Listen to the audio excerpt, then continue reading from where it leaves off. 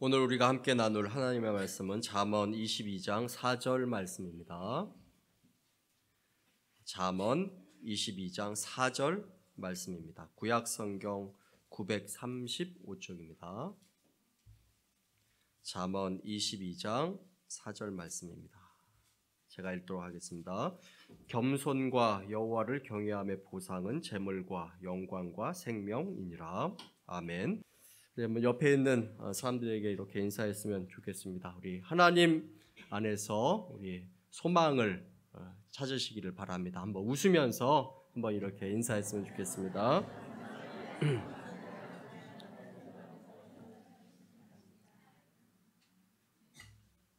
우리가 말씀을 통해서 조금 어두웠던 우리의 마음이 그래도 힘과 위안을 얻기를 원합니다. 저는 겸손하면 이 사람의 이 노래가 생각납니다. 조영남이라는 가수가 부른 겸손은 힘들어라는 그런 노래입니다. 노래 가사가 이렇습니다. 세상에는 이런 사람 저런 사람, 세상에는 잘난 사람 못난 사람, 많고 많은 사람들이 있지만 그 중에 내가 최고지. 겸손은 힘들어. 겸손은 힘들어. 나보다도 잘난 사람 또 있을까? 나보다도 멋진 사람 또 있을까? 겸손 하나 모자란 거 빼면은 내가 당대 제일이지. 겸손은 힘들어. 겸손은 힘들어. 돌아가신 울 아버지, 울 어머니 날더러 겸손하라 겸손하라 하셨지만 지금까지 안 되는 것 딱 한 가지, 그건 겸손이라네. 겸손은 힘들어. 겸손은 힘들어. 예. 이 노래 가사가 이렇습니다. 하나님께서 싫어하는 것이 무엇일까? 하나님께서 미워하시는 것이 무엇일까요? 잠언 6장 16절부터 19절 말씀에 이렇게 말씀하고 있습니다. 한번 우리가 읽어보도록 하겠습니다. 함께 읽습니다.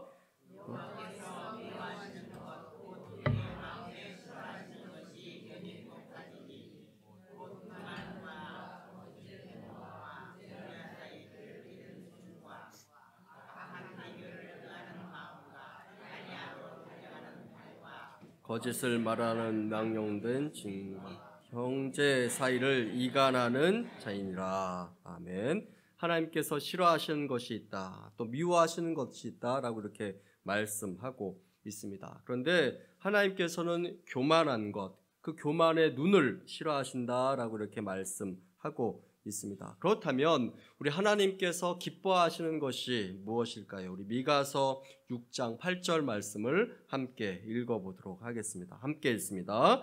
사람아, 주께서 선한 것이 무엇임을 내게 보이셨느니 여호와께서 내게 구하시는 것은 오직 정의를 행하며 인자를 사랑하며 겸손하게 내 하나님과 함께 행하는 것이 아니냐. 겸손하게 하나님과 함께 행하는 것, 그것을 하나님께서 기뻐하신다라고 이렇게 말씀하고, 겸손하게 하나님과 동행하는 삶, 그 삶을 하나님께서 기뻐한다라고 이렇게 말씀하고 있습니다.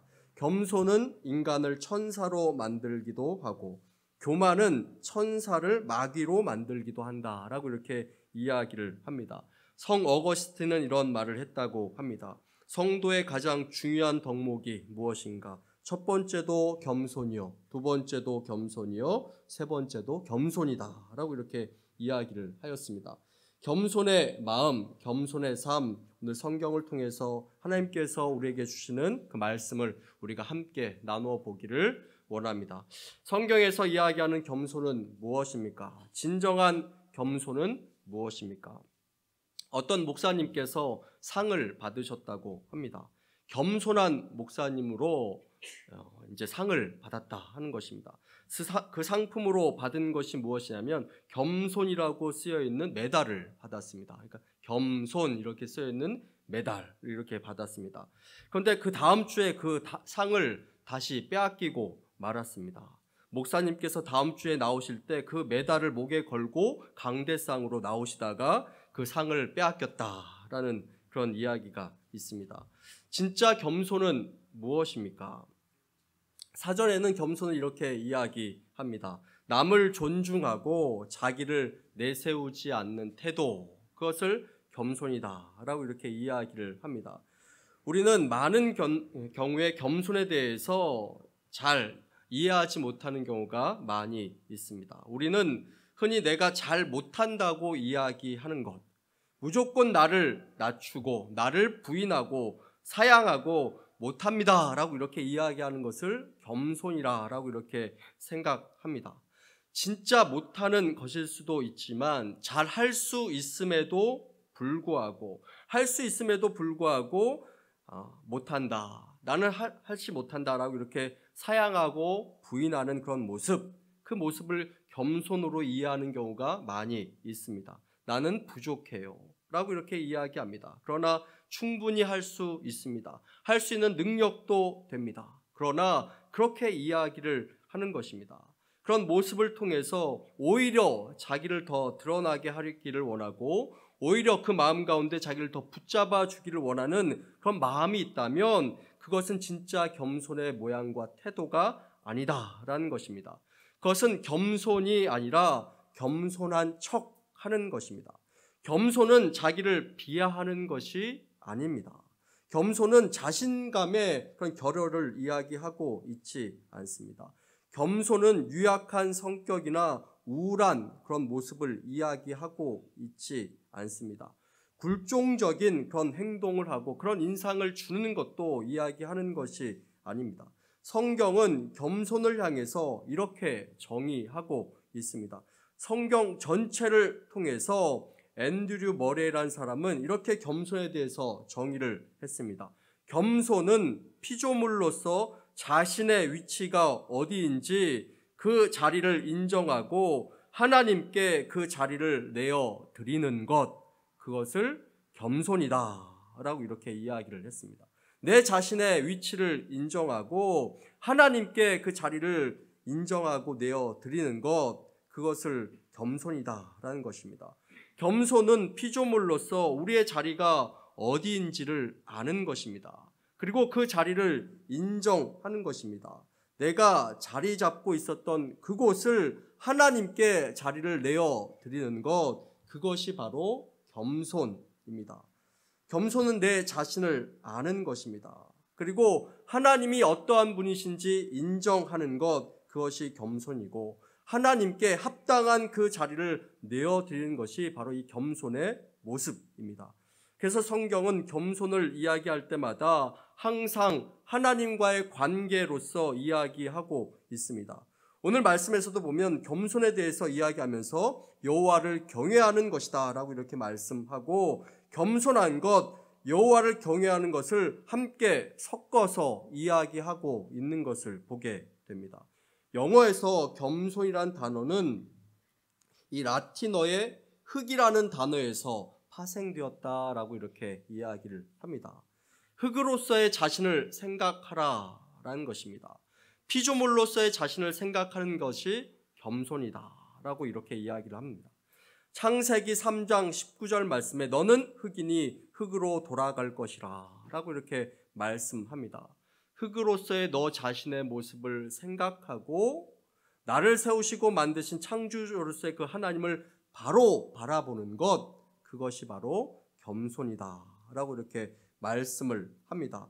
에덴 동산에서 인류가 가졌던 최초의 실패가 무엇입니까? 자기의 자리를 잊어버리고 하나님의 자리를 넘봤던 그런 교만의 문제, 그것이 인류가 범했던 첫 번째 실패의 모습이 아니겠습니까? 그 문제로 죄가 이 세상에 들어오게 되는 그런 결과가 된 것을 보게 됩니다.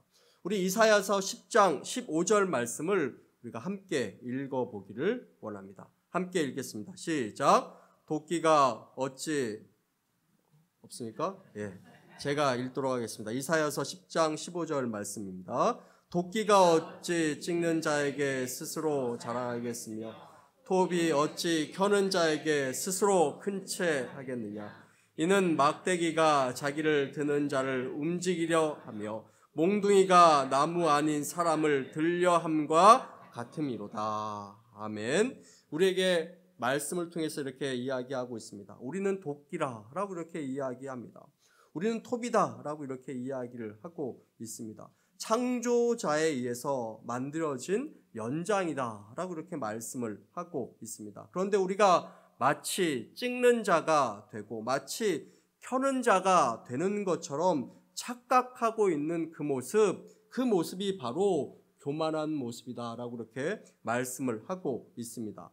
창조자의 손에 잡혀 있는 그 연장으로서의 모습이 바로 우리의 모습이다라고 이렇게 말씀하고 있고, 나의 모습을 바로 알고 하나님을 바로 아는 것, 그리고 그분을 인정하고 의지하며 살아가는 그 삶의 모습이 바로 진정한 겸손이다라고 이렇게 말씀하고 있습니다. 중동 지역에 아부다비라는 그런 도시가 있습니다. 그 곳에 일하기 위해서 취업 그 비자를 얻어야 되는데, 그 비자를 얻기 위해서 그 종교란에 그 종교를 쓰는 그 자리가 있다고 합니다. 그런데 이야기를 들어보면 이렇습니다. 그 종교란에 자신의 종교를 표시해야 하는데 이슬람 국가이기 때문에 그곳에 기독교라고 이렇게 표시하면 혹시 비자가 나오지 않을까 하면서 걱정을 한다 하는 것입니다. 그런데 그것은 전혀 문제가 되지 않는다라고 이렇게 이야기를 합니다. 정작 비자가 나오지 않는 그런 경우가 있다고 이야기를 하는데, 이 종교를 적는 란에 무신론자라고 이렇게 표시를 하면 비자가 거절된다라고 이렇게 이야기를 합니다. 아니, 이슬람 국가에서 기독교가 들어오는 것을 반대하고 하는 것들은 이해를 하지만 무신론자에게 또 무교라고 적은 사람에게 그 비자를 주지 않는 그 이유가 궁금합니다. 그래서 물어보면 그렇게 이야기를 한다고 합니다. 어떻게 인간이 신의 존재를 부정할 수 있겠는가? 신의 존재를 부정하는 인간은 인간도 아니다. 그래서 교만한 사람은 사람도 아니고 다른 종교가 있는 사람은 용납할 수 있을지언정 신의 존재를 인정하지 않는 교만한 사람은 들어올 수 없다라고 이렇게 이야기를 한다라는 것입니다. 그래서 시편 53편 1절 말씀에 이렇게 말씀하고 있습니다. 우리 함께 읽어보도록 하겠습니다. 함께 읽습니다. 어리석은 자는 그의 마음에 이르기를 하나님이 없다 하는도다. 그들은 부패하며 가증한 악을 행하며 선을 행하는 자가 없도다. 어리석은 자, 교만한 자, 겸손하지 못한 자, 그는 하나님의 존재를 인정하지 않고 나의 참 모습을 모르고 착각하면서 살아가고 있는 그 사람들이다 라고 이렇게 말씀하면서 그 사람들에게는 하나님의 은혜와 축복이 임재할 수 없다라고 이렇게 말씀하고 있는 것입니다. 내 모습, 내 주제, 내 참 모습을, 그리고 내 자리를 바로 인식하고 그 자리를 겸손하게 하나님께 내어드리며 전적으로 하나님을 의지하며 살아가는 그 모습, 그 삶의 모습이 바로 겸손의 모습이다라고 이렇게 말씀을 하고 있습니다. 마태복음 11장 29절 말씀에 이렇게 말씀합니다. 나는 온유하고 겸손하니 나의 멍에를 메고 내게 배우라. 그리하면 너희 마음이 쉼을 얻으리니 라고 이렇게 말씀하고 있습니다. 겸손하신 우리 주님께서 그의 삶 가운데, 그분의 삶 가운데 말씀하고 있습니다. 나에게 배우라. 나를 배우라. 나는 온유함을 가지고 있고 겸손함을 가지고 있으니 나의 모습을 배우라 라고 이렇게 말씀을 하고 있습니다. 우리 주님께서도 철저하게 하나님을 인정하고 그분의 임재 앞에 자신의 삶을 맡겨드리는 그런 삶의 모습으로 살아가셨습니다. 그 모습이 진정한 겸손의 모습이다라고 이렇게 말씀하시고 계십니다. 예수님께서 겟세마네 동산에서 이렇게 기도합니다. 나의 뜻대로 마옵시고 아버지의 뜻대로 되기를 원하나이다. 그 십자가의 그 고통을 앞에 두면서 나의 뜻대로 되기를 원치 않습니다. 하나님의 뜻대로 되기를 원합니다. 그것이 나의 사명입니다. 라고 이렇게 말씀하시면서 죽기까지 순종했던 그 예수님의 모습, 그 모습을 우리가 말씀 가운데 보게 됩니다. 우리 빌립보서 2장 5절부터 8절까지의 말씀을 함께 읽어보도록 하겠습니다. 시작! 너희 안에 이 마음을 품으라. 곧 그리스도 예수의 마음이니 그는 근본 하나님의 본체시나 하나님과 동등됨을 취할 것으로 여기지 아니하고 오히려 자기를 비워 종의 형체를 가지사 사람들과 같이 되셨고 사람의 모양으로 나타나사 자기를 낮추시고 죽기까지 복종하셨으니 곧 십자가에 죽으심이라. 우리 주님이 철저하게 순종하시고 하나님 앞에 철저하게 의지하고 또 겸손했던 그 모습을 성경에서는 말씀하고 있습니다. 주님은 끊임없이 이야기합니다. 내가 하는 것이 아니라, 내 자신이 하는 것이 아니라 하나님 앞에 하나님을 인정하고 겸손하게 나의 삶을 하나님 앞에 내어 드리는 것, 그것이 바로 겸손의 모습이다 라고 이렇게 말씀을 하고 있습니다. 자기 자신을 낮추는 것 같지만 하나님을 인정하지 않는다면 그 사람은 결코 겸손한 사람이다라고 이렇게 말하지 못할 것입니다. 내 자리를 인정하고 하나님 앞에 무릎 꿇는 일이 없다면 믿음도 존재하지 않습니다. 기도할 수도 없습니다.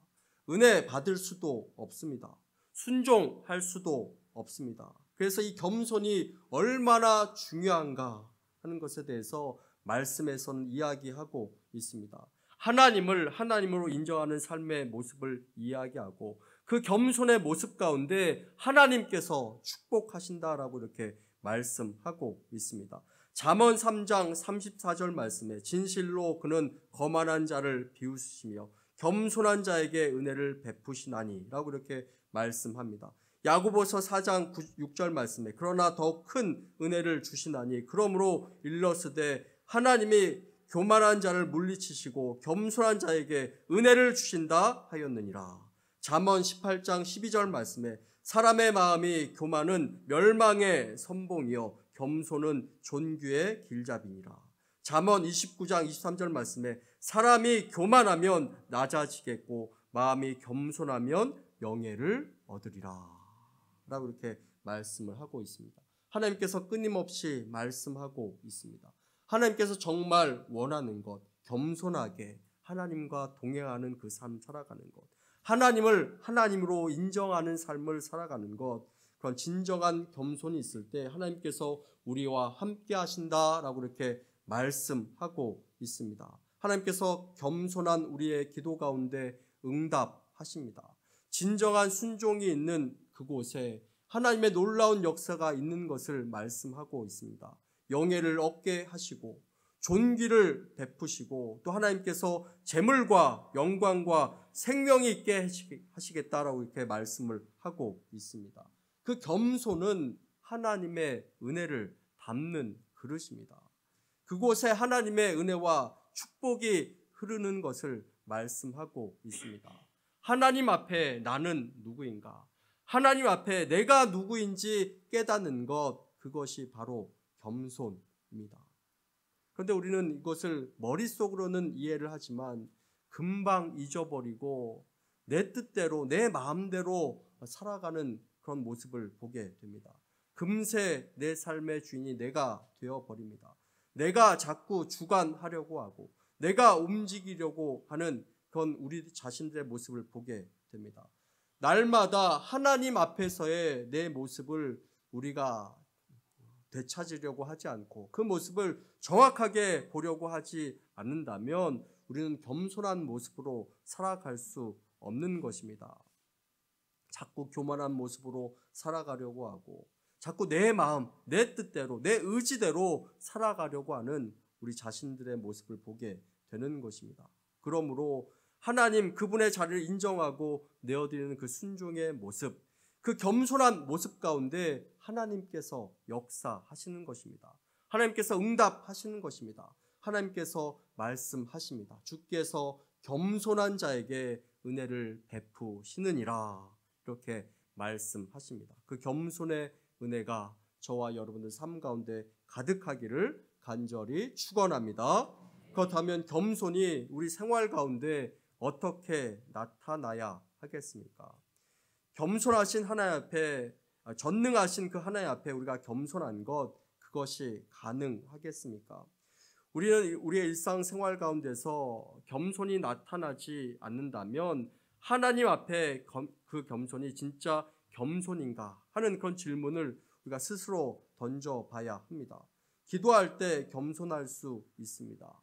신앙적인 문제 앞에서 우리가 겸손할 수 있습니다. 교회에서 사역할 때 우리가 겸손할 수 있습니다. 그런데 우리가 살아가는 그 삶의 현장 가운데서 여러분들의 그 겸손의 모습이 삶의 모습 가운데 잘 드러나고 있는가 하는 것들을 생각해 보시기를 바랍니다. 제자들이 서로 싸웠습니다. 왜 싸웠습니까? 누가 더 큰 자인가 하면서 서로 싸웠습니다. 누가 예수님의 오른쪽 왼쪽에 앉을 것인가?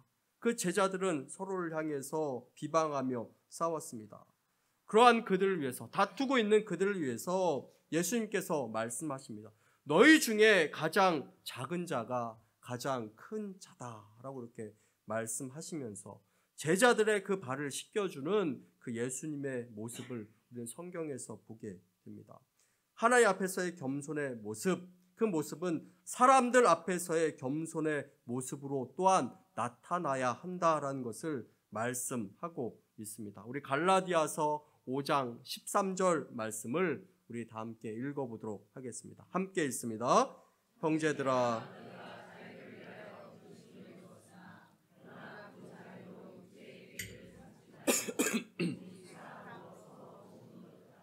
아멘. 우리 빌립보서 2장 3절 말씀도 함께 읽어보도록 하겠습니다. 함께 읽습니다.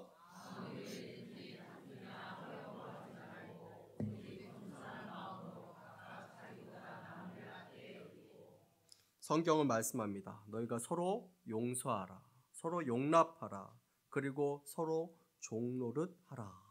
그 모습이 바로 겸손의 모습이다 라고 이렇게 말씀하고, 각각 서로를 더 낮게 여기라.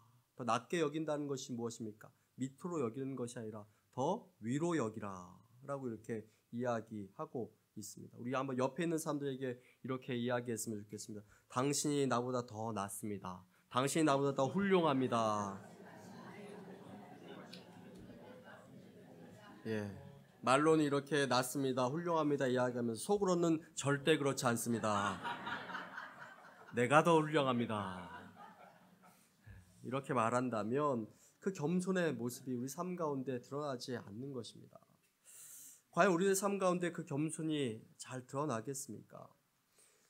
다른 사람들이 가지고 있는 그 재능과 능력, 그들의 성과들을 보면서 과연 그들을 우리가 진심으로 섬기며 그를 높여주며 그들을 더 낮게 여길 수 있는가 하는 그런 모습들을 한번 생각해 보기를 원합니다. 겉으로는 우리가 칭찬하고 높여주고 내 자신을 낮춘다라고 이렇게 이야기하지만 속 내 마음은 겸손하지 못한 경우가 얼마나 많이 있습니까? 겸손, 그것은 바로 하나님 앞에서의 나의 모습이고 사람들의 모습 앞에서 진정으로 그들을 인정하는 모습으로 그 겸손의 모습이 드러나야 함을 말씀하고 있습니다. 하나님 앞에서의 나의 모습을 인정하고 사람들 앞에서도 나의 모습을 진정으로 인정하는 그 모습이 바로 겸손의 모습입니다. 다른 사람과 나를 비교하는 것이 아닙니다. 다른 사람들을 나보다 더 낮추면서 생각하는 것이 아닙니다. 성경에 보면 바리새인의 기도와 세리의 기도가 나오면서 서로를 비교하고 있는 것을 보게 됩니다. 바리새인들이 어떻게 기도합니까? 저쪽에 있는 세리를 가리키면서 하나님, 내가 저 세리와 같지 않음을 감사합니다 하면서 이 바리새인들은 기도를 하고 있는 그 모습을 보지 않습니까? 바로 이 세리와 자신의 모습을 비교하는 것입니다. 그러면서 저 사람보다 내가 낫지 않습니까? 라고 이렇게 이야기를 합니다. 그러나 그 세리의 기도는 어떻습니까? 한쪽에서 무릎을 꿇고 누워서 하나님 앞에 기도합니다. 하나님, 나를 불쌍히 여기소서. 나는 죄인입니다. 이렇게 기도하는 그 세리의 모습을 우리가 보고 있지 않습니까? 그 모습이 바로 그 겸손의 모습입니다. C.S. 루이스는 이렇게 이야기합니다. 겸손이란 나를 낮게 생각하고 나를 부족하게 생각하는 것뿐만이 아니라 아예 내 생각을 적게 하는 것이 겸손이다 라고 이렇게 이야기합니다. 하나님 앞에서 내 자신의 생각을 적게 하는 것, 그리고 사람들과의 관계에서 나만 챙기려고 하고 내 자신을 아는 그 마음, 그 생각을 적게 하는 것, 그것이 바로 겸손이다라고 이렇게 이야기를 합니다. 우리가 겸손하면 우리는 교만할 이유가 없습니다. 목에 힘이 들어갈 이유가 없습니다. 하나님 앞에 교만할 이유도 없고 사람들을 업신여기거나 그들 앞에 내 능력을 자랑할 그런 이유도 전혀 없는 것입니다. 그래서 겸손은 사랑을 가져옵니다. 겸손은 섬김을 가져옵니다. 겸손은 배려를 가져옵니다. 겸손은 존중함을 가져온다라는 것입니다. 우리는 교만이라는 단어를 정말 싫어합니다. 누가 나를 교만하다라고 이렇게 이야기하면 펄펄 뛰면서 나는 교만하지 않다라고 이렇게 이야기합니다. 그런데 교만한 분일수록 그 교만이라는 단어를 더욱 싫어하는 것을 보게 됩니다. 사탄이 건드리지 못하는 사람이 있습니다. 유혹해도 넘어가지 않는 사람이 있다고 합니다. 그 사람이 바로 겸손한 사람이다라는 것입니다. 기도를 많이 한 사람도, 성경 공부 많이 한 사람도, 뜨겁게 하나님을 사랑한다라고 이야기하는 사람도 교만함이 그 마음에 들어가면 문제가 생기기 시작합니다. 그런데 겸손한 사람은 아무리 흔들어도 흔들리지 않고 쓰러지지 않습니다. 겸손한 사람은 어디에 가서든지 사랑을 받습니다. 교만한 사람은 다 싫어합니다. 좋아하는 척하지만 그렇지 않습니다. 그러나 겸손한 사람은 누구나 다 좋아하고 누구나 다 환영합니다. 같이 있고 싶습니다. 더 주고 싶어 합니다. 겸손한 자는 수치를 당하지 않습니다. 더 높은 자리에 앉으려고 하고 더 좋은 것을 가지려고 하고 더 나은 것을 가지려고 하다가 문제가 생기게 되고 그러한 가운데 수치를 당하는 그런 사람 우리가 얼마나 우리 주변에서 많이 보게 됩니까? 그러나 겸손한 사람은 수치를 당하지 않습니다. 어려움을 당하지 않습니다. 넘어지지 않습니다. 사람들과의 관계에서 어려움이 없습니다. 그래서 성경에서는 말씀합니다. 교만은 패망의 선봉이요 거만함은 넘어짐의 앞잡이니 라고 이렇게 말씀합니다. 겸손한 자는 그 마음이 늘 평안합니다. 나를 낮추고 하나님 중심으로 살아가는 그 사람 마음 가운데 동요가 없는 것입니다. 겸손한 자에게 감사가 있습니다. 겸손한 자에게 감격이 있습니다. 교만한 자에게는 감사가 없고 삶에 감격이 없는 것입니다. 우리 한번 널뛰기를 한번 생각해 보시기를 바랍니다. 널뛰기의 이 그림 한번 생각해 보시기를 바랍니다. 저는 이 널뛰기가 우리에게 참 좋은 교훈을 준다 이런 생각을 합니다. 여러분 다른 것은 잊어버려도 이것을 한번 잊어버리지 마시기를 바랍니다. 그렇다고 정말 다 잊어버리시면 안 됩니다. 이 널뛰기를 한번 생각해 보면 누가 한 사람이 이렇게 올라갔다가 또 내려가면 또 다른 사람이 이렇게 올라가고 그 사람이 올라갔다가 또 내려오면 또 다른 사람들이 또 올라가는 그런 놀이입니다. 그런데 한번 생각해 보십시오. 한 사람이 올라갔다가 내려오지 않고 그냥 무조건 올라간다고 하면 이 놀이는 이루어지지 않습니다.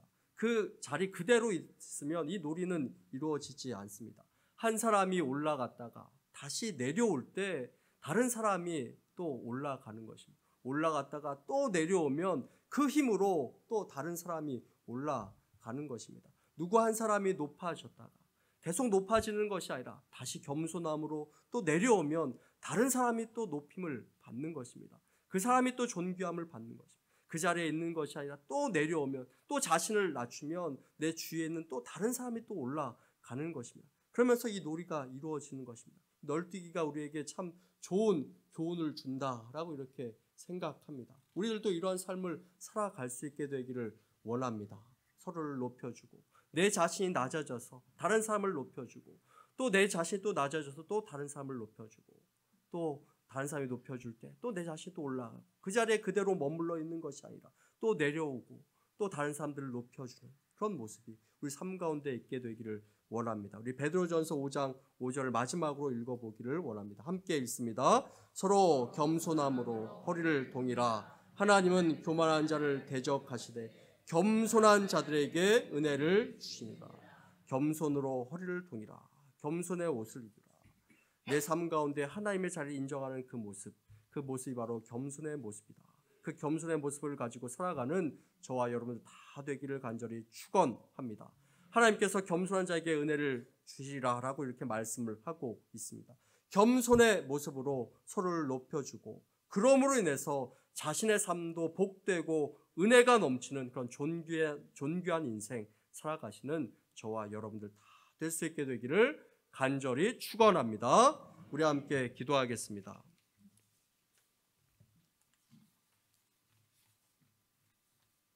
하나님, 우리에게 말씀을 주신 것 감사합니다. 하나님의 말씀을 통해서 우리의 마음이 결단되어지고 우리의 삶을 통해서 늘 순종함으로 하나님 앞에 나아갈 수 있도록 인도하여 주옵소서. 우리의 삶이 더욱더 하나님께 복되고 은혜로운 인생 살아가기를 원합니다.